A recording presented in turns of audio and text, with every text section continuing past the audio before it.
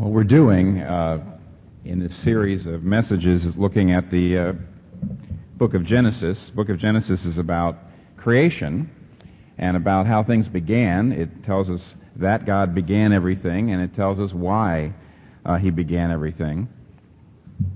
And that means we get to some of the most foundational issues there are. In the book of Genesis, we get down to the basic features and aspects of human existence. We get at answers to the big why questions and the what for questions that have plagued us for centuries. And today what we want to look at is one of the things that keeps coming up, words that keep coming up in Genesis 1 and 2, work and rest. And this morning one of my sons came in and said, "Dad, what are you preaching on today?" And I said, "Work." And there was this pause, and I said, "It's more interesting than it sounds." Because, who wants to hear a sermon on work? But you know what? That's an awfully relevant subject, especially to people in this room, especially if you live or work in New York. Early on in when we first got here, early on in our time in New York, and I don't remember who I was talking to. I just remember the words. I don't remember the speaker. But I remember I was complaining about the fact that, I'm working so hard. I'm just working much harder than I ever worked in any other ministry anywhere else.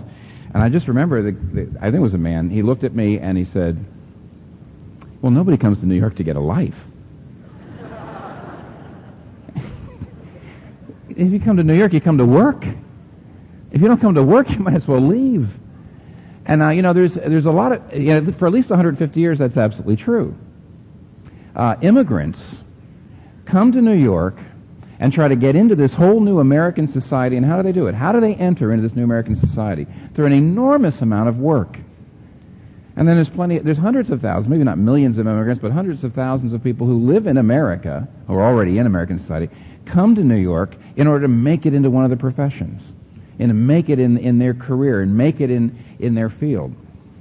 And of course that means everybody's working, but I'll tell you, somebody in the last 5 to 10 years has turned it up several notches, and not just in New York.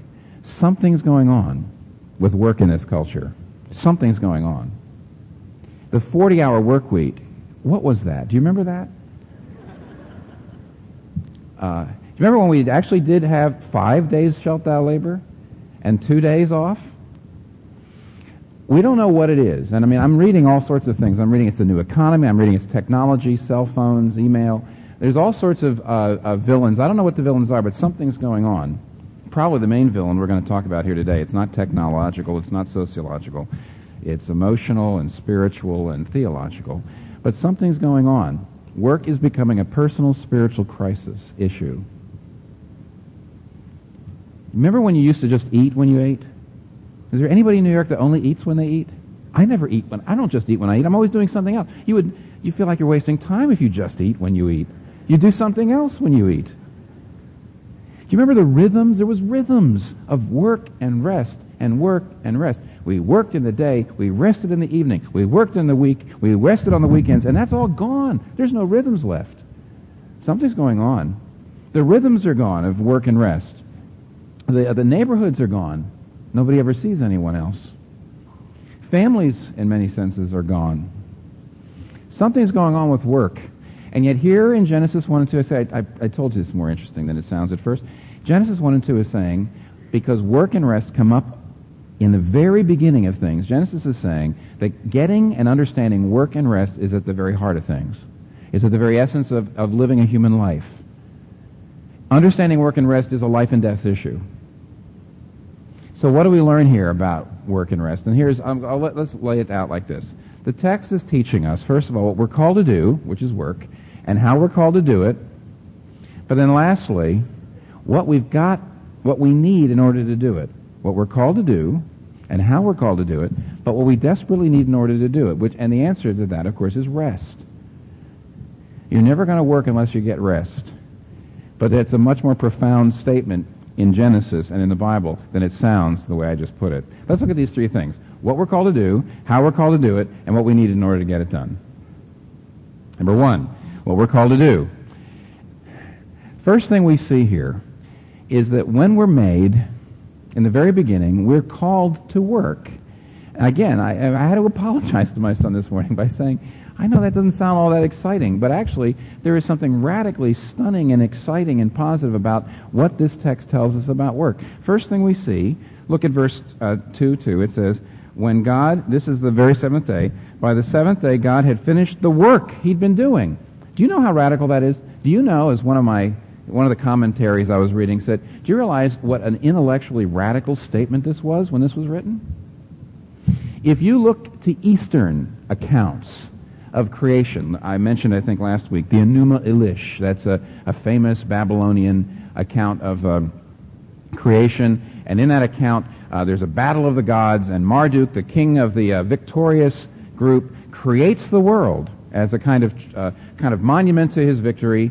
And Marduk is creating the world by slitting open the body of the god that he destroyed, and he creates the heavens and the earth.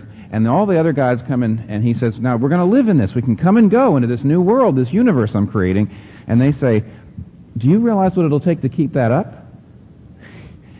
We're afraid if we go in there, we're going to end up, having to keeping up the world. It'll be an awful lot of work. And Marduk says, oh, I know it. And this is what he says in the Enuma Elish. He says, I will bring into being a lowly primitive creature called man. Man shall be his name, and to him shall be charged the labor, so that the gods may have rest. So you see, in the Enuma Elish, in the Eastern accounts of creation, work is completely bad. Gods don't do work. Let humans do work, so we can rest. Completely different than this, but let's go on the other side. On the other side, let's look at Western ancient accounts. Look at the Greeks and the Romans. There's a number of great myths the Greeks have about origins, and one of the most famous is Pandora's box. You know that Zeus gives Pandora this jar, actually, this box we call it today, and says, don't you open it. And she opens it, and what comes out? All the bad things, everything that's wrong. Death, disease, decay, and work. See, in the Greek myth, work is in Pandora's box. Work comes out with death and disease and everything else. Now, what is going on here? Genesis 1 is almost deliberately going in the teeth, right in the teeth, of what both Western and Eastern, what everybody else ever thought about work. It's saying work is something God does. Work is something good. In fact, what's really astounding is look at chapter 2, verse 7. The Lord formed God, the man, from the dust of the ground, and breathed into his nostrils the breath of life, and man became a living being. Now, we all know, do we not? Or let me remind you of what you learned in school. The Greeks and the Romans understood the soil as being bad. The physical as being bad. The soul is good. You see, the soul is good. The soil is bad. Listen carefully. The soul is good. The body's bad. The body is the prison house of the soul.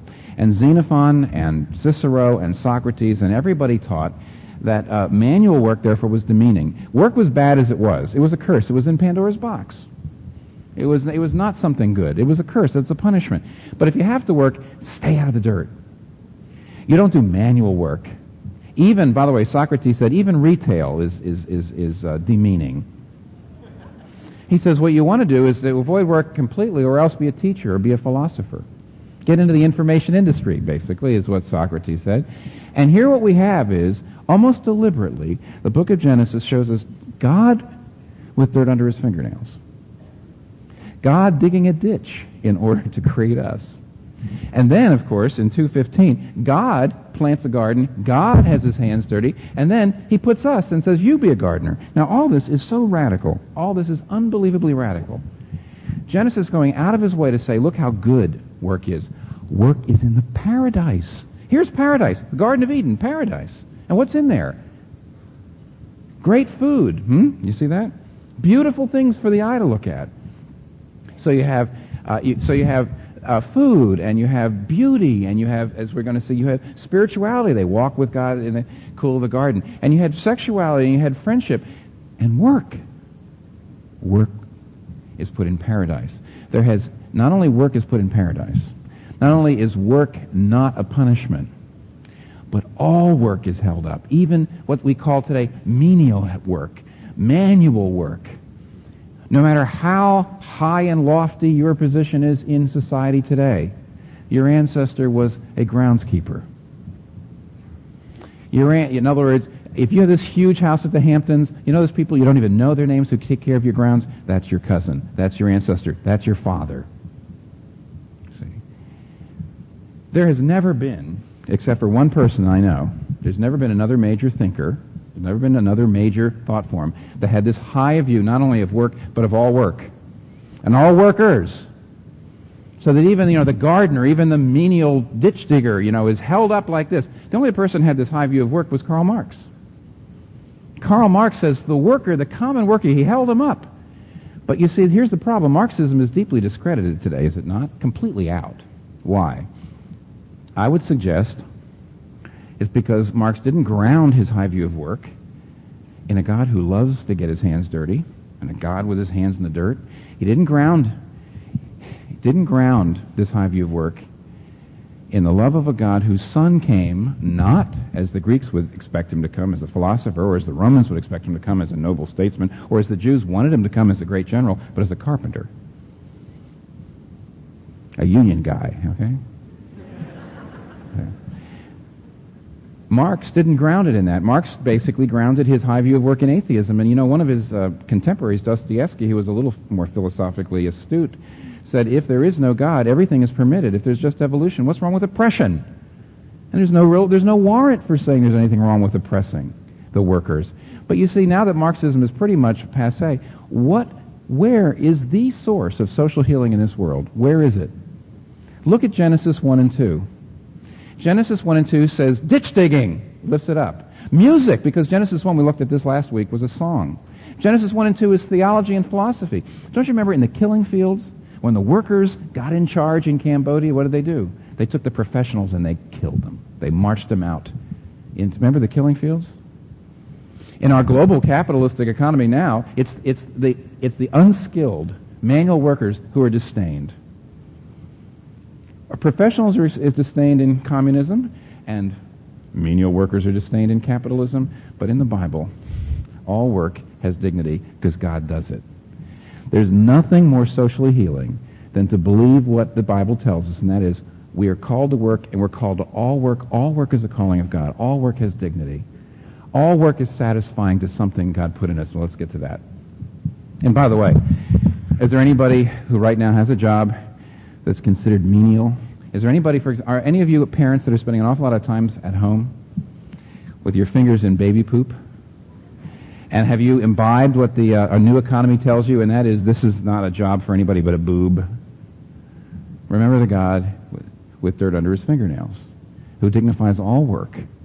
And by the way, especially that work. But anyway, so the first thing is we're called to work. We're called to all kinds of work. Very radical.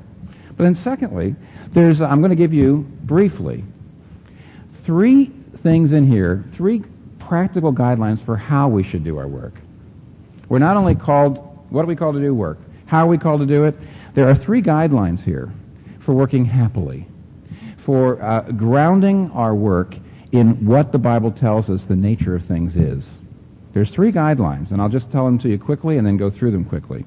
This also works, by the way, for being happy in the job you choose, and also works in being happy in working the job you've chosen or the job you have.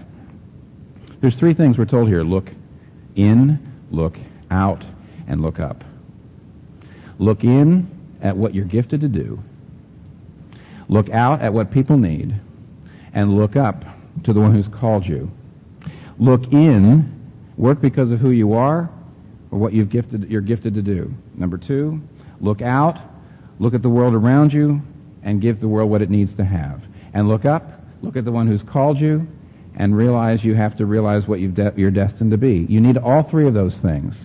Those are your 3 guidelines for work. Let me show you how quickly that goes. Number 1, look in. Chapter 1, verse 26. God said, let us make man in our image, in our likeness, let them rule. Now why? He's a ruler. He makes us in his image, and he makes us rulers. Now what's this mean? We were all made in the image of a creator, and therefore we need to create. Now this doesn't mean we all have to be artists. And as a matter of fact, listen carefully.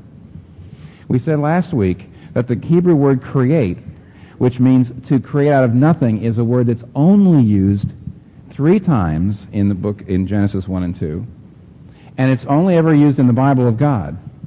But there's a lot of other words like form and make and shape and separate that are not only used of God, but of us. Because creation proper is making something totally new out of no matter at all. Only God can do that. But subcreation, that's the word that J.R.R. Tolkien came up with, subcreation, means making something relatively new out of existing material. Subcreation is doing what the Spirit does in chapter 1, verse 2, which we looked at last week. The Spirit hovers over the empty, void matter.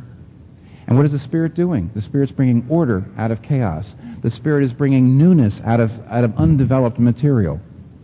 And every human being has a deep desire in some way to image or reflect that. You were made in the image of a Creator, and you've got to do it. What do I mean? For example, if you create a business, you're taking disparate elements, human elements, and you're creating a business that wasn't there before, or a product that wasn't there before. That's business. Number 2, you take disparate physical elements and you create a work of art, a painting or sculpture or something like that. What have you done? Number 3, you take over a terrible organization or an awful department which is sinking and losing money, and you turn it into something stable and productive again, and the jobs are saved. What have you done? Number 4, you're a teacher and you're bringing the kids' potential out. Because you're such a good teacher, you're bringing the kids' greatest potential out. You're giving them a vision. You're bringing out their abilities. You're showing them what they can do. What are you doing? Okay, you see. Number 5, you're a medical professional, and you take a disordered body and you make it orderly. A body that's sinking and falling apart, and you bring it together. Or you're a therapist or a counselor, and you take a disorderly life and you bring order out of it. You see. Or what if you just love cleaning up the yard? What if you love hairstyling, which is, what is it? Combing the hair. What are you doing when you're bringing the comb through? You are doing what the Spirit did. The Spirit brings order out of chaos, and you need to do that. Why is it so satisfying to get a job done well? Whether it's business, or whether it's teaching, or whether it's counseling, or whether it's medicine, or whether it's management, or whether it's groundskeeping, or whether it's domestic engineering, whether it's cleaning up your own house, whether it's running a comb through somebody's hair. What are you doing? Exactly what the Spirit did. Bringing order out of chaos, bringing something new, and you need that. And everybody has gifts to do that. And you've got to look inside, you've got to find out what your gifts are, and you've got to work. You've got to do it, or you won't feel human. There's been a number of really interesting articles in the New York Times recently. Just last week, there was one in the New York Times Magazine about affluenza. Do you know what affluenza is? Sudden wealth syndrome. There was an article during the summertime about the kids whose parents worked for the money and then they inherit it. And what all the articles are trying to say is this: if you have the Pandora box view of work, that it's a curse, and you say, finally I don't have to work, it won't be long before you'll feel this deep disorientation to your very humanity. You'll feel like your own uselessness is just choking you. You've got gifts, you're made in the image of a Creator, and you've got to create. You've got to make. So look inside and find a job that fits your gifts, your talents, those ways in which you image the Spirit, which you image the Creator. That's number 1, look in. Number 2, though, look out. Because look at verse 15 of chapter 2. It says, the Lord took the man and put him in the Garden of Eden to work it and take care of it. Not just work it. Not just use it. Take care of it. And this is the issue of stewardship. Now, I know that a lot of you, because you're modern, you live in a modern, or maybe postmodern, individualistic, contemporary Western society, you really grooved on the first of these guidelines, did you? You said, yes, find work that fits my gifts. Find work that fits my heart. Something's been put in me that needs to create, needs to produce, I get into that. I like that. I want to do that. But here's the second part. The second part is, do not only find work that fulfills you, but find work that helps people. Find work for the common good. Find work that the world needs. You are stewards of the people around you. You've been given gifts for them. Now here's the way the average New Yorker says, great, I'll find a job that fits my gifts and I'll make as much money as I possibly can, then I'll give it away. And of course, that's one way. That's the second way to do stewardship. And that's important, very important. If you make a great deal of money, you're still a steward. You're here to care for the world that God's given us and for the people around you. And if you have the talents, by the way, which you did not ask for, you did not earn, you did not merit it. For example, today, if you live in a situation, if you've got math skills and it makes you incredibly, incredibly wealthy because you know how to use those in a society that values technology and values finance, rather than people skills, which means that you change bedpans and you become a therapist or a nurse or something and you make very little money, if you just happen to have the gifts that in this particular time and place, because you were born here and not on a mountain in Tibet in the 13th century, because you're born here, you get rich, don't you think that it came to you? Don't you think that you earned it? Of course you didn't earn it. Your talents just happen to work out in such a way that you make money.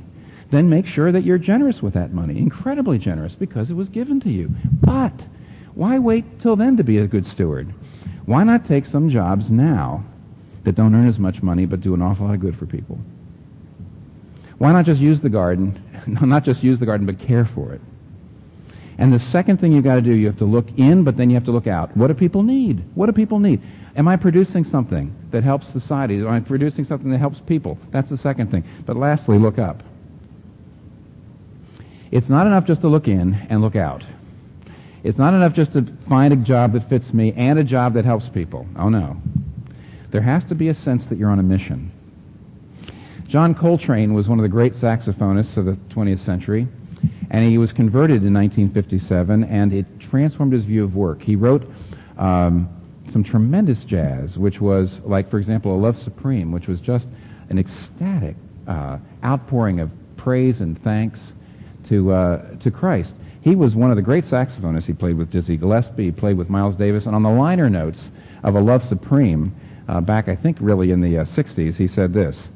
He says, "During the year 1957, I experienced by the grace of God a spiritual awakening which was to lead me to a richer, fuller, more productive life. At that time, in gratitude, I humbly asked to be given the means and privilege to make others happy through my music, and I feel this has been granted through His grace. All praise to God." John Coltrane, in the liner notes. And one day, he played A Love Supreme. He was doing it himself as a solo, and it was the best solo. It was an incredible piece of music. It was an unbelievable rendition. And when it was over, he stepped off the podium, and he put his sax down, and for the people around him, he heard him say, "Nunc dimittis." You know what Nunc dimittis means? It's the first two Latin words in the famous prayer of Simeon in Luke chapter 2, where Simeon says, "Now lettest thy servant depart in peace according to thy word, for mine eyes have seen thy salvation." And here's what he's saying. He says, I can go now. I was put on earth to do a certain amount of things, to write a certain amount of music, to play certain things. I was put on earth to do some things, and I've done it. See, where did he get that poise? Not just by looking inside saying, oh, I've got the talent to be a musician. Not just by looking out and saying, in general, I want to make the world to be a better place. He was called. He knew he was called. Ephesians 2, verse 8 and 9 and 10 is fascinating. Verse 10 says this, "We are God's workmanship, created by God to do good deeds, which He has prepared beforehand for us to accomplish." John Coltrane says, I know that there are certain people I need to help. There are certain things I'm here to do. And at a certain point, he realized he'd done them. He had a sense of accomplishment. Do you see these three things? A, you look inside and realize God's given me something to do. B, you look outside and say, and I'm in the place where I need to find a job that'll, be productive to other people. And if I offer up that job based on my gifts and based on the needs of others to God, I know whatever I choose, that God's going to use it.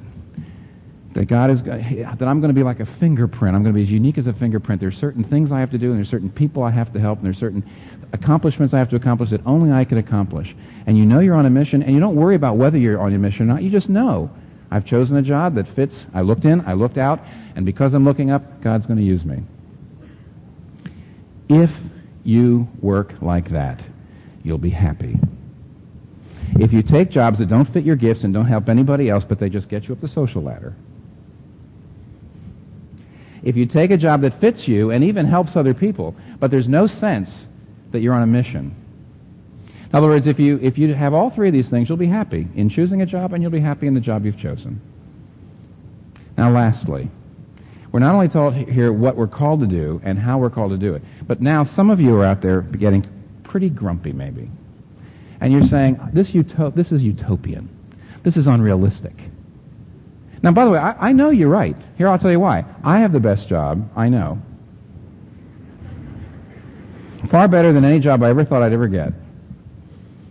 And I know what you know, and that is even the very, very best jobs are unbelievably frustrating and sometimes terribly crushing and filled with all kinds of difficulty and anxiety. And you say, you haven't painted to me a realistic picture of how to work in this world. Work has been nothing but frustrating to me. Work has hurt me. Work has destroyed me. I would do anything I could just to get out of work altogether or to get into a different kind of work. You're not being realistic, but the Bible is. Maybe I haven't been so far. The Bible is.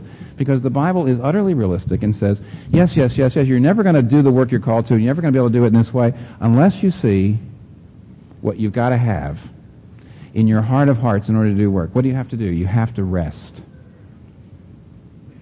Now listen.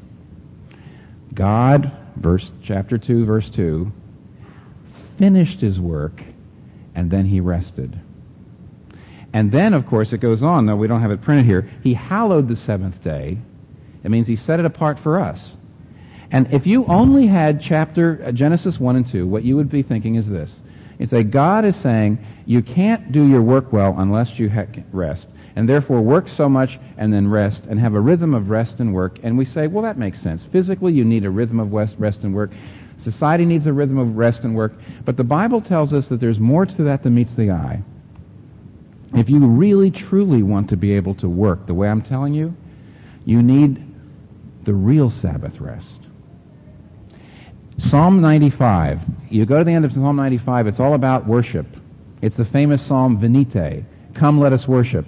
And when you get to the very end, suddenly, shockingly, it says, so listen to God's voice and don't harden your heart as your fathers did in the wilderness when God said, you will never enter my rest.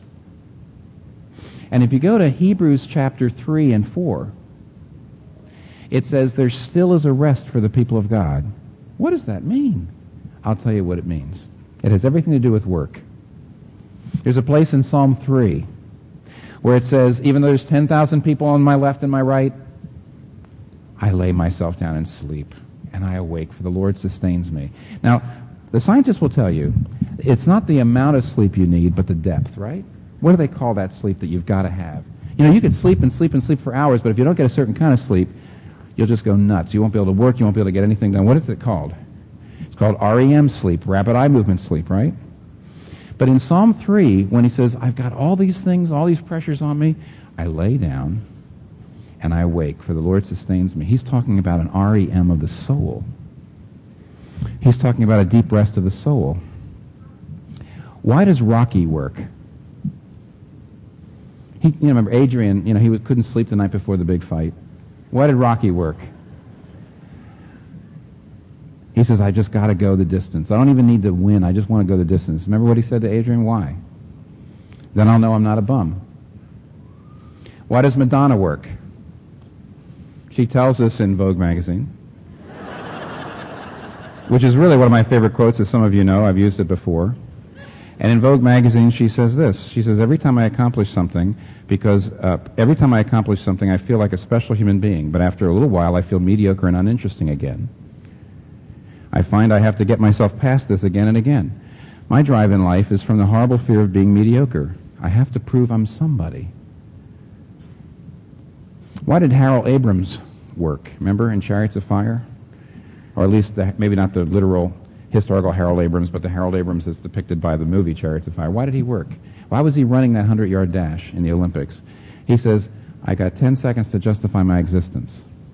Now what Rocky, Madonna, and Harold Abrams are showing us is there's a work under the work. Why are they working? They're not just working for a living. They're not just working for money, are they? They're not. What are they working for? Stephen Jay Gould put it like this, and he was talking about the fact that there is no God, and this is what he says. He says, we are here simply because one odd group of fish had a peculiar anatomy that just happened to be able to transform itself into legs for terrestrial creatures. We are here just because comets struck the earth and wiped out dinosaurs and gave mammals a chance. We are here just for those reasons. We yearn for a higher answer, but none exists.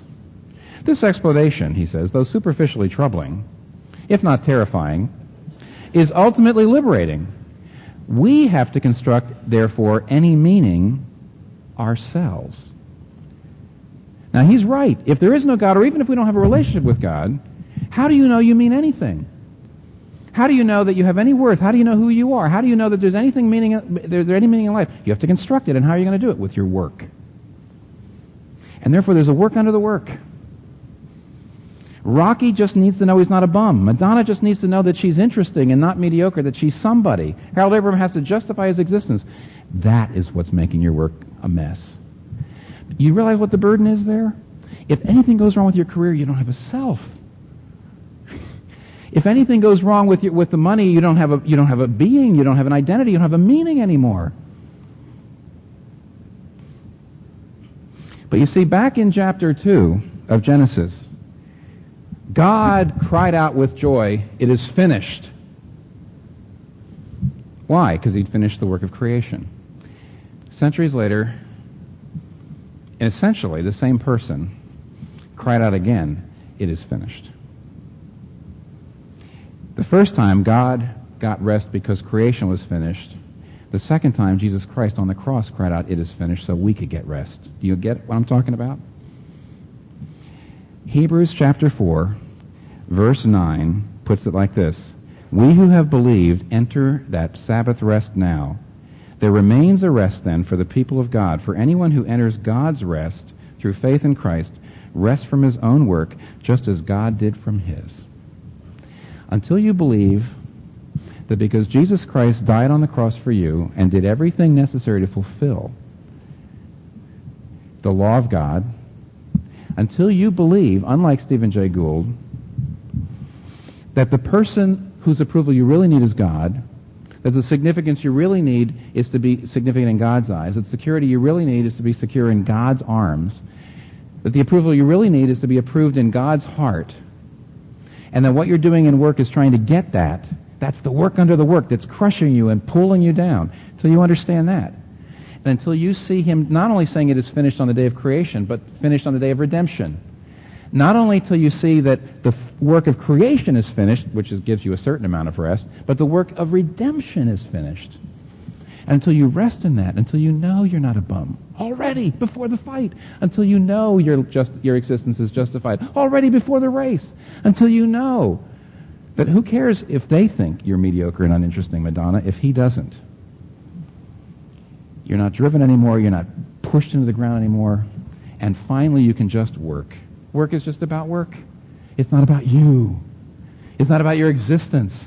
Finally, you can do things just for their own sake. Do you realize that if you are creating your own meaning in work, the work is never about the work. It's about you. It's never about the people you're helping. It's about you.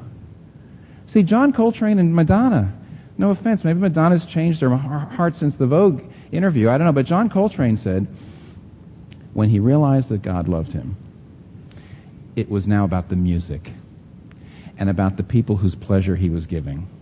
Through the music. But Madonna actually says, my music's about me. And no wonder it's such a burden. You will never have really good work. You will never be able to work looking in, working out, working up. You'll never have this kind of incredible happiness in work until you realize the work under the work has to be borne by Jesus. Jesus said, "Come unto me, all ye who labor and are heavy laden, and I will give you rest." Why? He gives us rest because he took the burden, the work under the work. He died on the cross for us. He was crushed for our iniquities. He shouldered them. Listen, how do you know if you've got the rest under the work? How do you know you have this deep, rapid eye movement rest?